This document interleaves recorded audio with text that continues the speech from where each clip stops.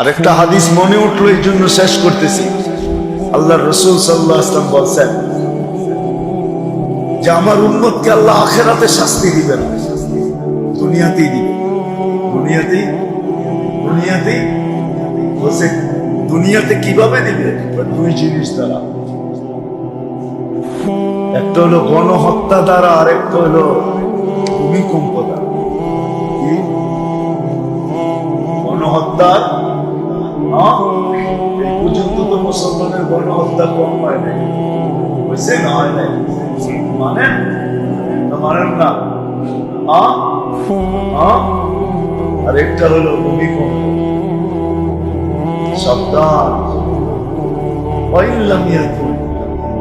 শর্ত আছে, যদি তওবা না করবা, যদি ফিরা না আসে, যদি জীবনের মূল্যায়ন, কতদিন সহ্য করবো? এই জন্য হাদিসের শব্দ আছে,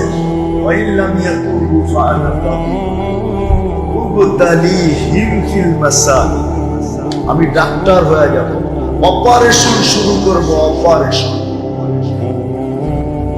আল্লাহকে নারাজ না। আমি দেখতেছি বাংলাদেশের উপরে আল্লাহ বড় মেহেরবান। আমার কথাটা মাইনা নেন, অনেকে হয়তো মানতে চাবে না, কিন্তু আমার অনেক দিক দিয়ে যোগ বিয়োগ করে দেখছি বাংলাদেশের উপরে আল্লাহ বড় মেহেরবান, বড় মেহেরবান। এই মেহেরবানি যদি ধরে রাখতে পারি, তাহলে আমরা বেঁচে যাব। আর যদি ধরে না রাখতে পারি, এই জন্য আমি প্রত্যেক জায়গায় গেলেই বলি যে আলহামদুলিল্লাহ, এই মসজিদে এখনো শুরু হয়নি, এই মসজিদও শুরু হওয়ার দরকার। ছোটখাটো একটা হেফজখানার মক্তব শুরু হওয়ার দরকার। ছোটখাটো একটা হেফজখানা, বাচ্চাদের, ছোট বাচ্চাদেরকে দিয়া আরেকটা মক্তব। এটা ছোট বাচ্চাই থাকে, এখানে বড় বাচ্চা থাকে না, এদেরকে দিয়ে শুরু করা উচিত। এটা বিরাট বড় বরকত, বিরাট বড় জিনিস। রাত্রে 4টার সময় উঠে তো, আর কোরআন যখন পড়তে থাকে, পুরো এলাকা সুরক্ষার চাদর দিয়া, কুদরত দিয়া নেয়, কুদরত আধ্যাত্মিক সুরক্ষার চাদর দিয়া নেয়। নাইলে আপনি মনে করেন 7.8 ভূমিকম্প বাংলাদেশে হয়েছে, যদি পুরান ঢাকায় বিপর্যয় হইতো, আপনাদের এখানে তো মানুষ হাইটা ঢুকতে পারে না, উদ্ধার অভিযানের জন্য ফায়ার সার্ভিস ঢুকতে রাগ হয়ে গেলেন। এক গলি দিয়ে 2জন পুরুষ করতে পারে না পাশাপাশি, ফায়ার সার্ভিস কোত্থেকে ঢুকবে? এই জন্য উচিত এই হেফজখানা গুলা, মক্তব গুলা দিনই কমসে কম আল্লাহকে নারাজ না করা চাই, জিন্দগিকে সুরক্ষিত করে। নামাজ 5 ওয়াক্ত জামাতে পড়ে, 2 ওয়াক্ত তো কমসে কম জামাতের সাথে পড়েই পড়ি, 3 ওয়াক্ত ফজর, এশা, আসর, বাকিটা কর্মস্থলে পড়ে। 3 জামাত ছেড়েন না, ফজর, আসর,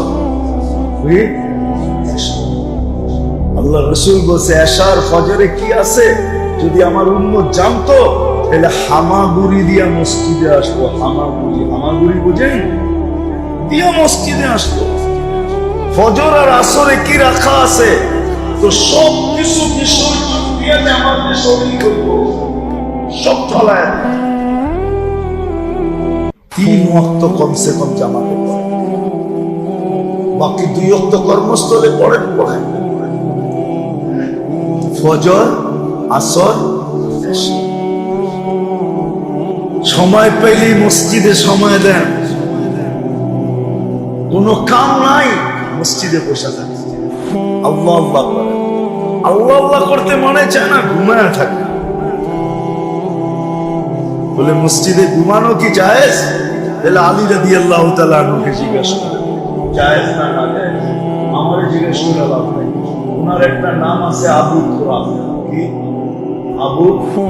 আবু মাটির বাবা। ওনার একটা উপাধি আছে, আল্লাহ রাসূল দিয়েছে। উনি বাসার থেকে এসে মসজিদে নববীতে ঘুমাইতেছিলেন, আর উনি একটু ছড়ায়া বড়ায় ঘুমাইতেন। আর ঘুমাইলে একটু লড়াচড়া বেশি করতেন, আছে না? অনেকে ঘুমাইলে উনি লড়াচড়া করতে যে পুরো শরীরে মাটি নাইখা গেছে, কারণ ওই সময় তো ফ্লোর পাকা ছিল না। আল্লাহ রসুল এসে দেখতেছে ঘুমাইতেছে, আল্লাহ রসুল সজাগ করতেছে, তুমি আবার মাটির বাবা, মাটির বাবা, মাটির বাবা ওঠ। ওই থেকে ওনার নাম আবু তোরাব। আপনি হয়তো এটা না জানেন, কিন্তু আমাদের দেশে যে দেখবেন মিস্ত্রি জ্বালানে যে দেখেন এই নামটা বড় করে মিস্ত্রি জ্বালানে লেখা আছে আবু তোরাব। বিশ্বাস হয় না? এখনো মনে নামায় নাই।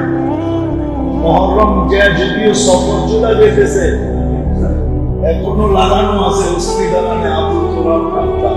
এটা আলী রাদিয়াল্লাহু তাআলার উপাধি। উনি মসজিদে ঘুমানো ছিলেন, মসজিদে বসে থাকেন, সময় দেন। এইভাবে জিন্দেগি সুরক্ষিত করব। সমাজের প্রত্যেক ব্যক্তি একটা পরিবেশ তৈরি, পরিবেশ, ওই পরিবেশে শান্তি আসবে। এমন শান্তি আসবে, দুই জিনিস তো দুনিয়াতে চোখে দেখা যাবে। এলাকার দাম বেড়ে যাবে, মানুষ দিতে পাগল হবে, নিতে পাগল হবে। এলাকার দাম বেড়ে যাবে, বিশ্বাস হয় না? এটি আল্লাহ রসুল বলছে, যে তুমি কেরামতি দুনিয়া, আমি দুনিয়ার রাজত্ব নিয়ে আসছি। এলাকার দাম বেড়ে যাবে, মানুষ কইব বাড়া থাকবো, কইবেন তো বাড়া বেশি বা হইলে হোক, খালি হইলে কইবেন নাইলে আগে টাকা লয়ে গেল, আগে দিয়ে যাবে। পরিবেশ বলো, মানুষ নিতে পাগল হবে, দিতে পাগল হবে, বুঝছেন কিছু? অমুক এলাকার ছেলে তাইলে আর কিছু দেখতে হইব না, 3 তারিখ কবে করবেন এটা করবেন। অমুক এলাকার মেয়ে তাইলে আর কিছু চাইতে হবে না, বাস আমরা রাজি। আজকে বিয়া পড়াইবেন না, কোন কবে পড়াই দিবেন, কোন আমরা উঠে নিয়ে আসবো। তো দিতে পাগল হবে, নিতে পাগল হবে, এলাকার ভ্যালু বেড়ে যাবে যদি পরিবেশ বানাইতে পারে। আর না হইলে পরিবেশ না বানাইতে পারলে এলাকার ভ্যালু বাড়বে। মানুষ দিতেও বড় চিন্তা করে দিবে, আবার নিতেও বড় বয়ে বয়ে নিবে যে কোন বোম নিয়ে যাইতেছি, আবার কিরম ফাটা জানি ফাটে। কেন উর্দুতে একটা প্রবাদ বাক্য আছে, বলবো না? রাগ হয়ে যাবেন। লড়কি ও বোম হয় जो ससुराल में जाके फटती है। তর্জমা করবো না, উর্দু ওরা বুঝছে। লড়কি ও বোম হয় जो ससुराल में जाके फटती है। বাপের বাড়িতে চেনা যায় না, শ্বশুরের বাড়িতে গেলে তারপরে চেনা যায়। আচার ব্যবহার, উঠা বসা, চলা ফেরা সব ঠিক হয়ে যাবে যদি পরিবেশ তৈরি করবো। তো আল্লাহ আমাদেরকে আমল করার তৌফিক দান করেন। اللهم لك الحمد كما ينبغي لجلال وجهك وعظيم سلطانك اللهم صل وسلم وبارك على حبيبك محمد। আল্লাহ মজমা আমরা আনি নাই, আপনি নিয়ে আসছেন, আপনার ঘরে ডাইকা নিয়ে আসছেন। আমাদের দেশের নিয়ম আছে, কেউ নিজের বাড়িতে ডাইকা ব্যর্থ করে না, কেউ নিজের বাড়িতে ডাইকা আল্লাহ খালি হাতে ফেরত দেয় না। আজকে খালি হাতে উঠবে না, এই মহল্লা আজকে খালি হাতে ফিরবে না। আল্লাহ, আল্লাহ, আল্লাহ, এই আয়োজন আজকে কবুলিয়াত ছাড়া থাকবে না। এই আয়োজন কবুল করেন, আয়োজনকারীদেরকে কবুল করেন। আল্লাহ, এই মজমাকে কবুল করেন। আল্লাহ, এই মজমার কবুলিয়তকে ছড়ায়া দেন, যে এই মজমা মকবুল মজমা, এই মজমা কবুলিয়তওয়ালা মজমা। যে আসবে ওই হাদিসের মিসদাক হবে, হুম জালিসুন লা ইয়াশকা জুলাসাহু, হুম জালিসুন লা ইয়াশকা জুলাসাহু, হুম জালিসুন লা ইয়াশকা জুলাসাহু। হায় আল্লাহ, হায় আল্লাহ, আপনি আমাদের তরবিয়ত করেন, আমাদের মনকে ফিরায় দেন, দিলকে ফিরায় দেন। আল্লাহ, আমাদের মনের ভিতরে কথাগুলোকে গাইথা দেন। হায় আল্লাহ,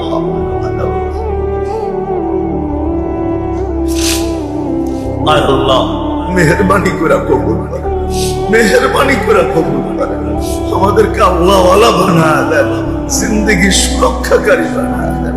কমসে কম জিন্দগি যেন সুরক্ষিত হয়, কমসে কম জিন্দগিতে যেন আর নামাজ না ছোটে, কমসে কম আপনার হাবিবের তরিকা যেন কখনো আর না ছোটে।